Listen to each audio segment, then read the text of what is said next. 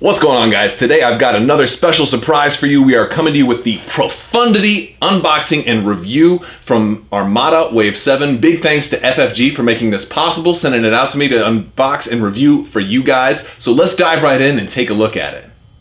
So we're going to dive right into the Profundity and rip the shrink wrap off and take a look at this amazing ship.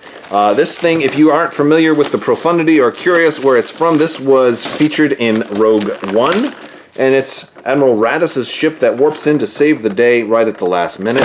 So we're going to pop this thing open, and we're going to take a look at the miniature first, and then we're going to look at all the cards and everything else that comes with it. And these are always packed really, really well.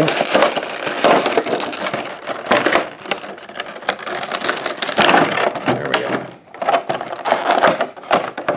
go. Wow. Well. Look at this thing. There's an awful lot of detail in here. The wash is applied perfectly. I mean, all the little wires and little pieces of armor stand out. They look great. This one really looks spectacular. Look underneath there. Oh, we've got all our little docking bays and stuff underneath. Loving it. We've got our little bridge down here at the bottom. Look at the back. Very, very nice.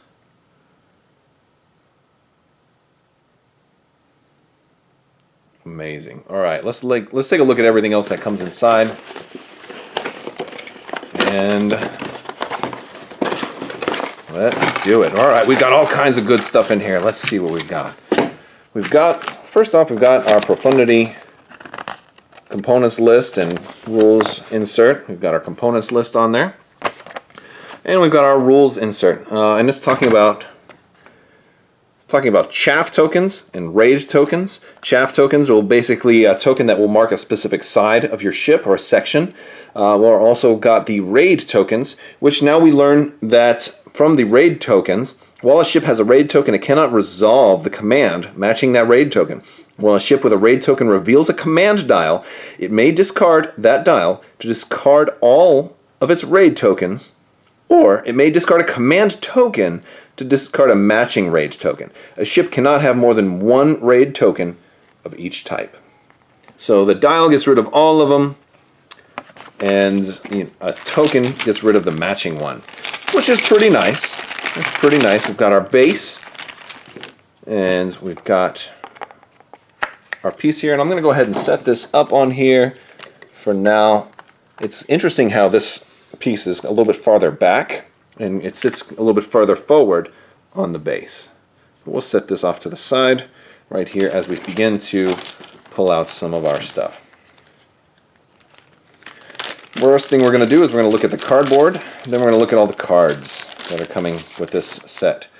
Now here we have our cardboard, and this is showing us our MC-75 armored cruiser. Very big side arcs here, but a decent front arc as well. It's kind of balanced, a little bit wider on the sides, protecting the rear a little bit with the way the side arcs kind of curve down at the bottom. We've got a raid token right here for concentrate fire. And then we flip it over and we have the ordnance cruiser, the black dice, the more black dice heavy version. Additionally, we have some more raid tokens over on the second card, along with all of our defense tokens, some chaff tokens here as well. These are the chaff tokens. And those will be referenced by other cards, and they're going to go onto a specific side. All right, first off, we have our cards. So let's zoom in a little bit. We have the MC-75 Armored Cruiser. And this one is, we've got 9 hull on this thing. It's really nice. We actually have a decent amount of maneuverability. But the only problem with this is that we've only got 1 brace and 1 redirect, so it's not necessarily the best as far as defense tokens. But we've got all different colors of dice. We've got, black dice in the front, but we've got red and blue dice on the sides. Very interesting. So basically, it's a good broadside ship, but if you get in front of it to try to cut off the conga line, it can mess your day up. Additionally, for upgrades, it's nice because it has turbo laser, ion cannon, and ordnance. And it also has defensive retrofit, offensive retrofit, weapons team. I mean, it's got pretty much everything except for the support team. So very, very well equipped with blue and black against squadrons. Our ordnance cruiser, which is a little cheaper at only 100 points as opposed to the 104, has a little more black dice centricity, because here it actually has 2 ordnance upgrades instead of turbo laser and ion cannon, which is very, very nice because it gives us so many more possibilities if only we can manage to get it into close range. And we also lose 1 on the squadron ability. Now let's take a look at our cards. So first off, we have Admiral Raddus. Now Admiral Raddus is kind of the hero of Rogue One, at least in my eyes, because he really made the whole thing possible. Admiral Raddus is awesome, and he only costs 26 points, which isn't too bad. Before deploying fleets, you may set aside 1 other friendly ship. At the start of any round, you may deploy that ship at distance 1 of a friendly ship. That ship cannot be deployed overlapping squadrons, and cannot be the first ship to activate this round. Which is fine if you're second player, because you weren't going to have the first ship to activate this round anyway. But what's great about this is it gives you so much flexibility. I love this guy for a number of reasons. For one, it lets you drop an ordnance cruiser at close range and just be like, surprise, I'm right here in your face. But the thing that's really great about this also is it helps your activation or your deployment advantage. If you're coming in and maybe only have like 2 or 3 ships and not that many squadrons, it allows you the flexibility of being able to basically deploy a ship where your opponent doesn't know where it's going to happen, where your opponent doesn't expect it to happen, and it really gives you a lot of flexibility. I think Admiral Raddus is going to be a superstar of Wave 7. Next up we have Bail Organa. He is restricted to medium or large ship only, and he's an officer that costs 7 points. After deploying fleets, you may place 1 round token on this card. At the start of the ship phase of the round matching the round token, if you are the second player, you must activate. If you are the first player, you may gain up to 2 command tokens of your choice. So command tokens are definitely a thing here, but the real strength of this card is if you're second player, you get to go first. That is amazing. It gives you the option to go first. We've seen a lot of synergy and asymmetry between the 2 different ships that come in Wave 7. The Chimera has Governor Price, which allows a ship to go last, but he allows a ship to go first. Of course, you do have to kind of broadcast your intentions at the beginning of the game if you choose to use him, but wow. And also he has a different effect if you are the first player, which is interesting. And being able to gain 2 command tokens is fine, especially if he's on a Pelta or something like that, and you wanted to, to be able to run, spend your tokens on your fleet command. So very cool card. I'm very impressed with Bail Organa. Next up is General Draven, popular fellow from Rogue One. He's an officer and he costs 3. While attacking a squadron with counter or intel, you may add 1 die of any color to your attack pool. Very, very nice. It's almost like this is the version of Callus for the Rebels. He has different criteria. Again, it's not the exact same thing, but it's asymmetric. So counter is nice, especially for those pesky A-Wings. He'll be nice for that for mirror matches, but it'd be good for interceptors and other things. But intel, there's great ways to stop intel, and I think that's great. And he only costs 3 points, which is really, really nice. All right, we have Strategic Advisor. This is a great, great card. It's not faction dependent. And as an officer, he says, large ship only. When it is your turn to activate, you may exhaust this card to pass your turn. Your opponent activates a ship instead. This is an amazing card for large ships because it allows you to pass. And one of the problems large ships have always had is that they're forced to go, and then you have to do everything first while your opponent might have like 3 more ships to go, and then they get to act without you reacting. This slows that down a little bit, fixes one of the problems that people have complained about in the game, and he's restricted to large ship only. He is unique though, so you can't run maybe 3 large ships and have Strategic Advisor on each of them. So that much is smart. Next up, we've got Katekin and Sholin. Now, these are Admiral Raddus's buddies that you see in the background during Rogue One on the bridge scenes from the Profundity. And this is a weapons team that costs 6. While attacking, you may exhaust this card to reroll any number of dice of 1 color. This is really nice. It's really good, especially for the MC75, because you've got all 3 colors, so it allows you a lot of flexibility. The only problem is that this is in a very contested spot because the weapons team is a very important slot. For example, you have ordnance experts which compete for that slot, which would allow you to reroll all of your black dice. So if you're a black dice heavy ship, you probably want ordnance experts instead. Or if you have a red dice heavy ship, you also have gunnery team instead, which is also competing for this slot. And if you're red dice heavy, usually that means you have long range and more options. So gunnery team is usually a better option there. But this is the perfect upgrade for a ship that has a little bit of both. And the MC75 actually represents this very well. So it's just a really, really good card for the MC75, as well as there's a couple of other ships that I think could actually make some good use of this. He might actually work well in Sato fleets as well, where you're going to have dice of multiple colors.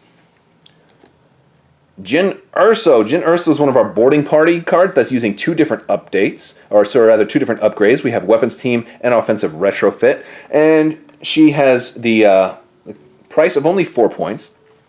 When you reveal a command, you may discard a squadron dial or token and this card to choose an enemy ship at close range. If the ship has no raid tokens, it gains 2 raid tokens of your choice. If the ship 2 raid tokens of your choice. If that ship has an objective token, you may also gain a victory token. So raid tokens, as originally we thought raid tokens were going to be really, really bad, and it turns out, well, no, you can just sacrifice your dial to get rid of all of your raid tokens, but it does definitely slow you down and stops you from doing a command. This is especially bad against ships that really need to navigate or ships that really need to repair, but it's even worse against that carrier that really has to get a squadron command off to activate all those squadrons. So it's a great way to mess with people's plans. But getting a victory token from another ship is especially good and can change the way that certain objectives are used. For example, objectives like Capture the VIP, which really hasn't seen a lot of play lately. This is a card that's going to go ahead and change that and make it a little bit, have it see some more play. Next we have Early Warning System. Early Warning System is a defensive retrofit, costs 7 points, and at the start of each ship phase, you may choose one of your hull zones and mark it with a chaff token. Remember those red tokens we saw from before. Until the end of the round, while a ship or squadron is attacking that hull zone, the attack is obstructed. After the status phase, remove that chaff token. So basically you have to predict where squadrons are going to attack, and you can totally stop their attack, basically, by making the attack obstructed. Very few squadrons roll multiple dice against ships. And even for those that do, like a B-Wing, for example, treating that attack as obstructed is really going to hurt the offensive output of a B-Wing. Now, with that being said, you do have to predict where they're going to go, so it's not always going to be the best thing, but this is really good for ships that have a big arc. It's really good for ships that have a big frontal arc that is very much exposed. But in the case of the Rebellion, the Mon Calamari ships tend to have really wide side arcs, which make great opportunities for squadrons to attack. Next up, we have an ion cannon upgrade that costs 9 points, making this one of the most expensive upgrades for that slot. Heavy ion emplacements. It has a critical effect called Blue Crit. You may exhaust this card. If you do, the defending hull zone and each adjacent hull zone loses 1 shield. Very nice. So that's basically doing 3 extra damage when you get a blue crit. That is actually pretty amazing. Pretty amazing indeed. Think about attacking the front of a Liberty and getting a blue crit and being able to drain the weak sides of the shields. Now, granted, this won't do damage to a ship that's already lost its shields, but at the start of the game, it's really, really nice to start taking down shields very early. And what I think is really good about this card is the fact that it's not a modification. So, for a lot of times, some of the best upgrades are modifications, and so if you take one on the turbo laser side, you can't also take an ion cannon. So this is really going to allow for some really heavy build and expensive, nasty damage-dealing ships. Next up, Wide Area Barrage. I really like this card. It only costs 2 points too, which is amazing. And this is an ordnance upgrade. Has the black crit activator, and then for the black crit it says, if the defender is a ship, choose one other ship or squadron at close range of the defender. That ship or squadron suffers damage equal to half the total number of black hit icons in your attack pool, rounded up. So if you only do 1 damage, but you get the black crit in there, you can do 1 splash damage to somebody else. So if you do 3 damage, you can do 2 to somebody else, and so on and so forth. So it's a great way to get damage to flotillas or other ships that otherwise have easy ways to deal with damage. Then we have a new ordnance upgrade here called Ordnance Pods. And this one only costs 3, which is awfully nice. And this is restricted to medium or large ship only. At the end of your attack step, you may exhaust this card and choose one of your hull zones. Then perform an attack from that hull zone with an anti-squadron armament of 1 black die, even if you have already attacked from that zone this round. Amazing way to just get extra attacks. And this is squadron defense, which I think is really nice because I love the idea of being able to deal extra damage to squadrons. And as you know, black dice only have 2 blank sides, so that means you have a 6 out of 8 chance of actually getting a damage on a squadron. I really like that card. Now we're going to look at titles. We're going to start off with the Profundity. The Profundity is the ship that we've seen on the films. The Profundity says, before deploying fleets, you may set aside 1 small ship with a command value of 1. At the start of any round, you may deploy the set-aside ship at distance 1.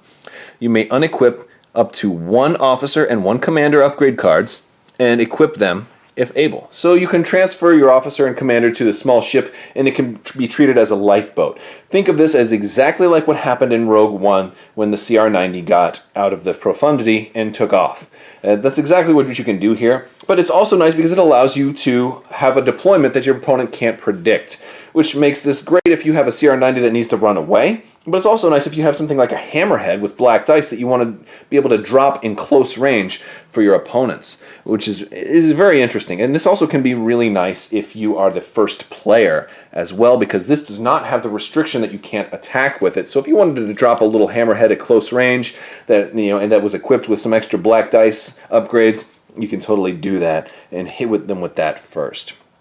Next up, we get 2 copies of the Mon Calamari Exodus fleet. And this is the Arabesh that says MC down here at the bottom. And the Mon Calamari Exodus fleet title costs 5, and it's restricted to MC only. So that doesn't mean MC Hammer or McDonald's. That actually is applying to ships like the MC-75 here, or MC-80s. There's a Liberty type and the Home 1 type, or even the MC-30, or any future MCs that we get. For example, if we ever get the Radis or something like that, which is, I believe, an MC-85. So, this has the title grants the following ability. For an engineering command, you may choose and exhaust another copy of this card on a friendly ship at distance 1 through 4. If you do, you gain 2 additional engineering points. This effectively kind of turns tokens into full-blown dials. A lot of emphasis on tokens in Wave 7, and I think that's great for the Rebellion. That's going to mean a lot of great things. We have one more title that we haven't seen yet, and that is the Aspiration. The Aspiration only costs 3, but it's got a lot of text, so let's take a look at what it says. When you deploy this ship, you may move shields up to up to 2 of your hull zones from your other hull zones. If you do, the number of shields in a zone cannot exceed the maximum of 6. You cannot recover shields while any zone is greater than the maximum shield value. So this is a great way to supercharge one type of shield, especially if you want to supercharge your front while you jump right into the enemy's firing lanes. It's actually a really cool card. We haven't seen anything be able to get above 5 shields before, and people had started to ask, why is there a printed value of 6 on here? Well, we finally have a reason, and this is a really, really cool little option here, and I definitely like this card. But it also stops you from, you're not going to be able to max out your front at 6 and then do engineering commands and then refill your sides, because you can't recover shields while any zone is above its maximum value. So save your engineering commands until you start to lose shields and then push them back up. But this makes for a great tank who's leading the charge. I think it's a very cool title. So my final thoughts on this ship are amazing. I love what they've done as far as tokens. I think tokens are going to have a much more important effect now. I think this is going to help the Rebellion out. One of the complaints about the game is that large ships have been suffering. There's a lot of help for large ships in here too. That's a huge benefit.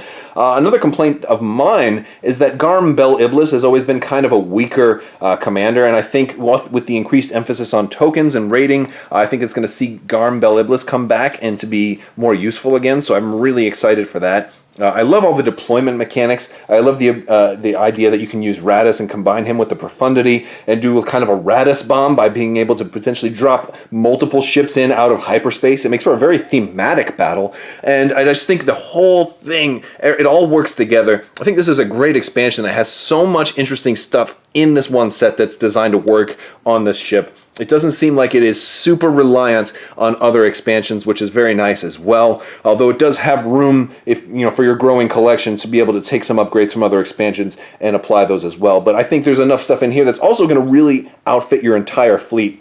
I think it's just amazing. So this is the MC75, folks. I think it's awesome. Definitely going to have to get multiples of these because look at it. It's beautiful. I want to give a big thanks to FFG for making this possible by getting this to me to review for you guys. So I hope you like what you saw. If you do, make sure you give a like, a thumbs up, and leave me a comment. If you would like to win an expansion of your choice, I'm running a giveaway right now, so the only thing you need to do to enter is to be a subscriber and leave a comment on this or one of my videos. It's as simple as that, and you can win an expansion of your choice in the form of a $20 gift card to Cool Stuff. So thank you guys again so much for watching. If you like this video, please give it a thumbs up, subscribe, click the bell for alerts so you don't miss when I put out new content, and check out all my other stuff. I've got a lot of Wave 7 Armada content coming to you guys, so stay tuned for all your Armada needs. I will see you guys later. Thank you so much for watching, and have a great day.